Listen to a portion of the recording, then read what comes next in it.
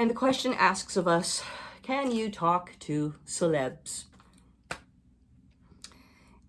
Everything that we do with spiritual work goes back to intention. So what would be one's intention for wanting to connect with celebrities who are on the other side or who have passed?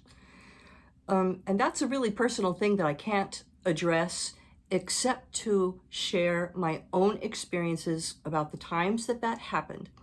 So can you talk to celebs? Yes, so can you, but it comes back to intention.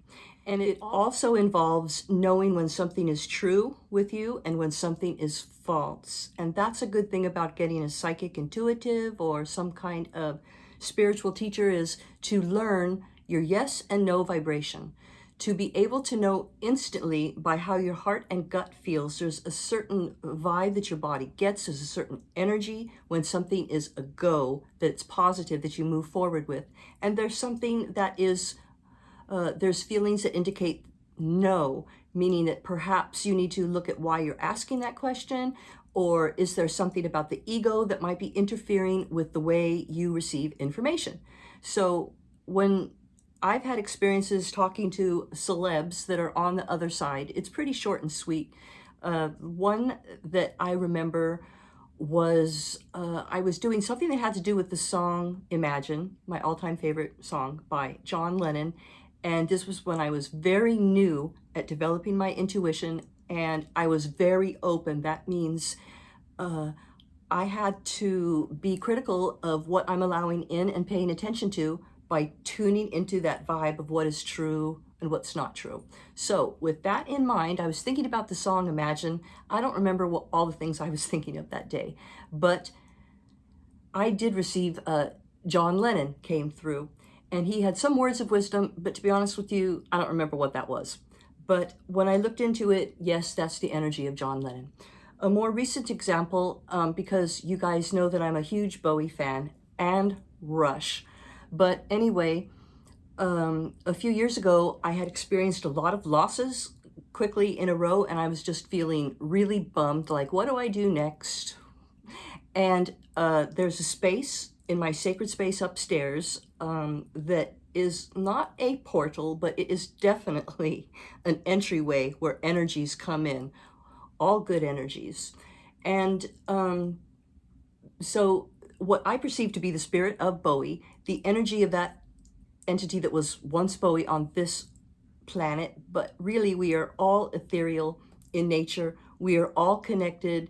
No one's opinion is better than the other's, just different. So with all of those things in mind, what I got was, he said, basically, suck it up, Tams. Move forward with positivity and be grateful and be fabulous. Just have fun and be fabulous with the things that you do. Surround yourself with fabulous things. Surround yourself with love and those that care about you. And do what's right for you. No longer feel like you have to try to please everybody. Just go forth and be fabulous. He kept using that word, fabulous. So that's why I adopted that word. So another time that spirit came through was, I was in a similar zone where I was just feeling kind of weepy and lost.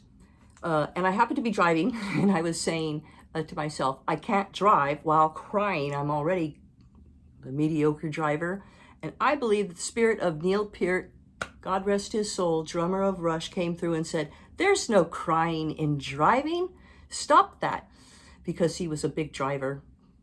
And anyway, those are the very few times where I feel sincerely that I had a connection with a so-called celeb. It's nothing dramatic, it's not super dynamic, but it's something that is there. So we're going to choose one more question in the hat before I have to mosey on with things I got to do. And the question that I pulled today is hell a real place? That depends on your upbringing and your spiritual affiliation. But I think of Dante's Inferno, and I'm not super well versed on that, but I do know enough to know that it is a totally made up concept. Nowhere that I know of did Jesus or anybody say anything about hell or purgatory. My experiences and the message that I get from my guides is no, there is no hell. But with that said, there are a lot of ideas about what hell is. For a while, I was shown that hell is life on earth because you have all of these challenges and deep emotions to think about. My religious upbringing, sometimes lack thereof, indicated that hell was a place where really bad people went. But I've only met people that are beings of light. And when I do come across someone, I'm sure you can think of some, that might be what we consider bad, misaligned, mean, dark, inside, there's still a being of light.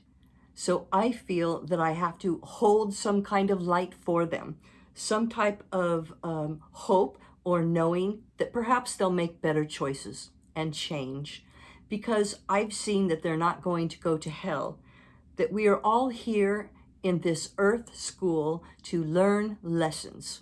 Now, some people come forth to almost strip away that which we have known and grown accustomed to. That's happening now. Stripping away what we have relied on as our systems and a way of living.